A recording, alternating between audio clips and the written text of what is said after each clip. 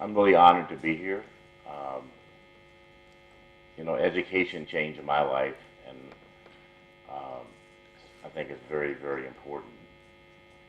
My parents never graduated from high school. In fact, my grandfather was born in 1865, and he was actually born a slave. So I come from very humble background, very poor when I grew up, and the opportunity to go to Ohio State University changed my life. So I have a strong commitment to education and what you educators do and how important that is for the world, for any society. I was asked to talk about three things. One is my journey. Two is Silicon Valley and what I've learned through my experience there, my observations.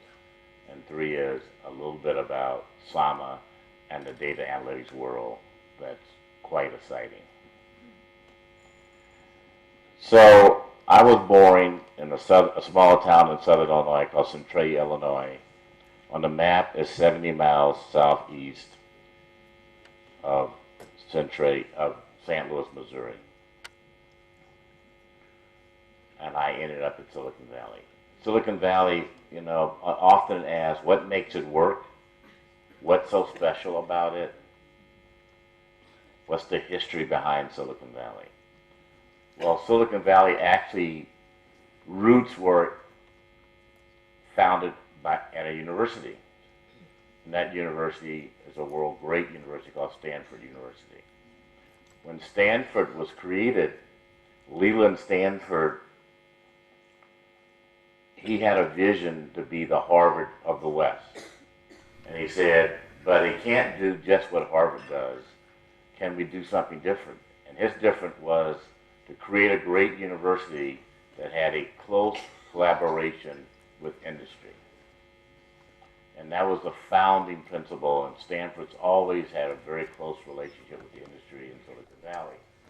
And in fact, and many would say that the thing that forced that to happen was Dave Packard and Bill Hewlett were students at Stanford, and their professor convinced them to start HP. And that is kind of the birth of Silicon Valley, was HP, Hewlett Packard. And that relationship matters a lot. And so Stanford, the advantage that the Bay Area has for Silicon Valley is there are three great research institutions there and several other institutions, much like Pune. So we have Stanford, we have UC Berkeley, and we have UCSF. And all three of those schools are great research universities. And the reason that's important for Silicon Valley is you get great ideas from research, and you have great talent from students produced by those research. And that collaboration between ideas and students and industry is the magic of Silicon Valley. At least that's the core magic of Silicon Valley. And that also allows the valley to reinvent itself as technologies come and go, as things change, the ability to adapt and adjust as things have happened over the last 40 years I've been in this business. You can appreciate how dynamic Silicon Valley is. Additionally, there's an unusual tolerance for risk in the valley. When I started ITM Software, the legal work was done on the come. That is, the lawyers worked for me and said, when you get funded, you can pay us. Until that, we'll take the risk. Somebody provided me free space, which said, until you get funded, you don't have to pay rent. And so there is a different mentality there than most places in the world, which allows young entrepreneurs to start companies. Failure is not a disaster. Often people start companies and fail because there's a greater chance of failing if you start a company than succeeding. and you're not blacklisted. You're not saying you're worthless if you fail when you start a company, or two, or three. And so the risk tolerance is very, very different. And the last thing about Silicon Valley is interesting is people come from all over the world to work and to start companies. From France, from India, from Africa, from Europe, from Australia. And so it's this magnet that brings some of the best talent in the world together to focus on technical problems. It's a very, very special place. My journey, you know, as I said, my grandfather was born a slave. I was fortunate enough to go to Ohio State University. I have a bachelor's in something called industrial management, which is a combination of industrial engineering and statistics. And then I got an MBA from Ohio State, and I did sort of like this program here in that I focus on information systems. So I took classes both in computer science as well as business, all the standard business classes. Then spent 5 years in the Air Force as a I got out as a captain and joined HP when HP was just getting into the computer business. And I spent 10 years there. And I was fortunate when they created their commercial computing business, because HP before that was a technical computing company and a very technical company. I was employee 4 in that business unit. And in fact, we call that business unit the General Systems Division because Dave Packard would not allow us to use commercial or business because he says we're a technical company. And we had to finesse that to allow us to even be in the commercial computing business. And we built that to HP's first billion-dollar business. And that is the HP that you know today. That was a wonderful experience for me and the team of people, and I worked with some fascinating people. Then I got recruited to my first startup, Activision. Activision was the first independent software company in the video game business. Before that, all games were done by hardware manufacturers, primarily Atari, and I ended up running the game design business there. Now that was a fascinating experience because a game designer is one half computer scientist and one half rock star. Now that's a fascinating human being to try to motivate, trust me, okay? And I learned a lot about people and human nature trying to manage a video game designer. But it was a fun experience and I enjoyed it very much. While I was Activision, a person I had worked with at HP had gone to be the CEO of another startup called SCIT, Silicon Graphics. And a year later, I joined Silicon Graphics. He convinced me to leave Activision. Silicon Graphics, how many people know that company? I've heard of that company.